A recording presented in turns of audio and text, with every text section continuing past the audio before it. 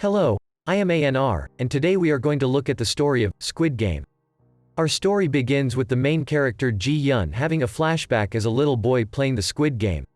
Back to the present, Ji-yeon is divorced, broke, and living with his old mother, which is actually okay in some Asian cultures, I guess. He is not the best father as he forgets the birthday of his only daughter. Also, due to his financial condition, he does not have his daughter's custody. His mother gives him some money so that he can buy a gift for his daughter. After his mother leaves, he steals her ATM card to withdraw some money for gambling. Initially, he loses money betting on a horse race. At the end, he wins some money too. As he goes out with the money, we come to know that he has a lot of debt with the bank and some loan sharks. A gang of loan sharks chase him for the money. During this chase, he bumps into a girl who is one of the characters in the story. When the sharks finally catch up to him, he agrees to pay their money only to realize that the girl was a pickpocket and he has no money. He is then forced to sign a contract that says he will have to give up one of his kidneys and an eye if he is unable to pay the money by next month. To celebrate his daughter's birthday, he takes her to a cheap restaurant. While talking, he realizes that his daughter is in a much better place because he is not his daughter's custodian. He gives her a gift which he thinks is the best gift, but turns out it is a cigarette lighter. He realizes that he is a loser and gets drunk. While waiting on the train station, he meets a guy who offers him money if he wins some games and gets slapped if he loses. Ji-yeon gets slapped a lot of times.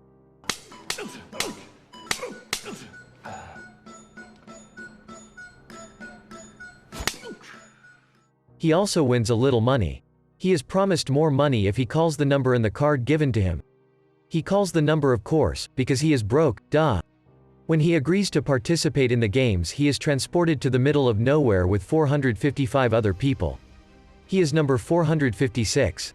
The pickpocket girl from earlier is also there. All the people there have agreed to playing the game. Rules are simple. You win the game, you win money. Simple, right? All of them will have to play 6 games, the first one being red light, green light. To win the game, you have to cross the statue, but you can only move when it says green light. If you move after it says red light, you are eliminated.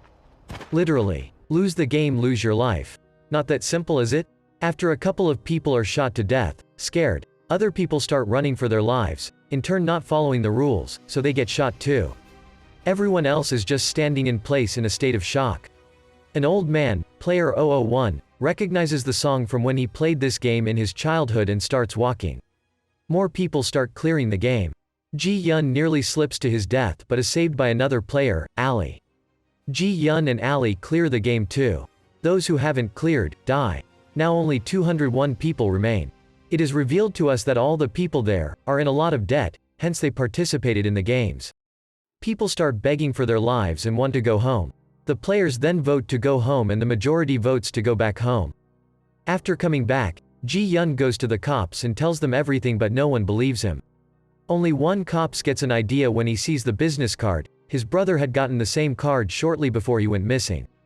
As the players return home, we can see that the real world is not as good as well. Ji-yeon finds his mother in the hospital. She needs an expensive surgery. Ji-yeon's childhood friend Sang-woo tries to kill himself because he is unable to pay all the debt he has over his head. Kong Se-byuk needs money to get her family in South Korea from the north.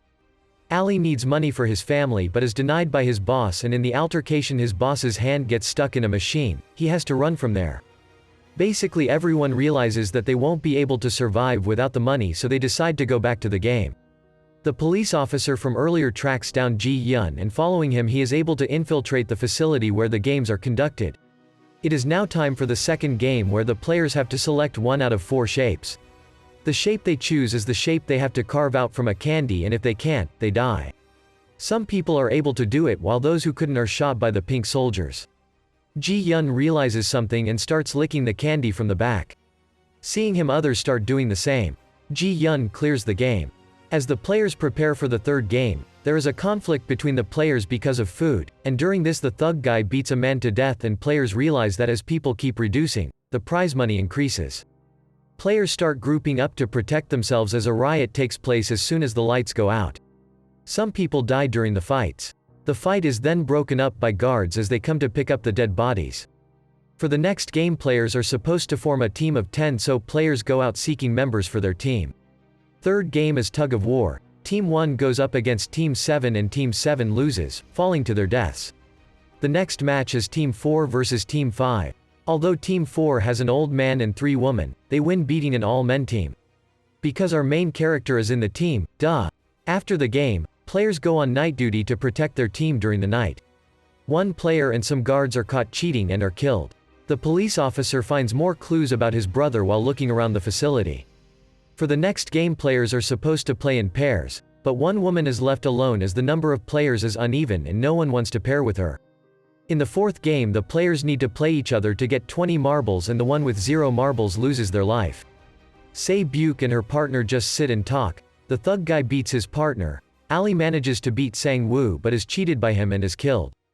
Ji-yeon also beats the old man, taking advantage of his dementia. While talking, Jae-il and her partner talk about things and at the end decide to choose winner by throwing one marble at the wall. Whoever's marble is closest to the wall wins. The other girl just gives up, letting Jae-il win. As players return after completing the game, they realize that the woman who was left alone is in the dorm. All the players left are in a state of shock. We get to know that there are VIPs who come to watch this game for entertainment. Meanwhile, the police officer is able to find more clues. In the fifth game, the players are supposed to select numbers from 1 to 16. To win the game, players are supposed to cross the bridge, stepping over 2 types of glasses, one of which can hold the weight of 2 people and the other one breaks even if someone steps on it. The numbers the players selected is the order in which they are to cross. First guy falls off on the second step. Second woman decides to try her luck and falls off to her death.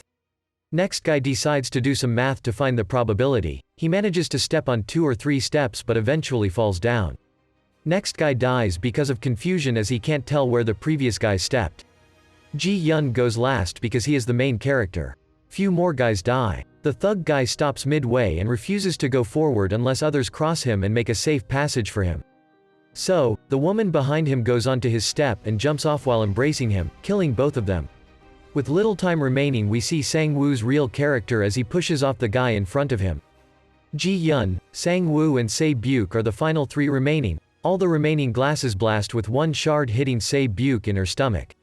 The police officer escapes the facility to try and call for backup but does not receive any help. He gets caught and realizes that one of the masterminds working for the game is his own missing brother, who shoots and kills him. Ji-yeon and Jae-il stick together and promise each other that they would take care of the other's family in case one of them does not make it out. Jae-il collapses because of her injury. Ji-yeon goes to call for help but realizes that Sang-woo has murdered her while he was distracted. The final game is the Squid Game. For the last game, a fight breaks out between Ji-yeon and Sang-woo. Ji-yeon beats Sang-woo to save himself but refuses to kill him until the end. Sang-woo apologizes and kills himself with the knife. Ji-yeon wins the game and receives the prize money but does not spend the money because of his guilty conscience. He continues to live his life as he did before. He receives a location on the same business card and out of curiosity he decides to go and check it out. When he arrives at the location, he finds out that the man behind all these games was none other than the old man who he thought was dead. We find out that the old man is so rich that money does not bring him any joy and he created these games as a way to have fun. He tells Ji-yeon that he never forced anyone to play the game against their will and that he has all the right to use the money. The old man dies. In the end, Ji-yeon finds Jae-il's brother and fulfills his promise. He takes him to Sang-woo's mother and also gives her money for both of them. As the story comes to an end, Ji-yeon calls his beloved daughter and plans to visit her in the US. While going, he sees the strange man from the beginning who gave him the card. He calls the number, vows to find who is behind these games, and the series ends. Hope you liked the video. What do you think about the story?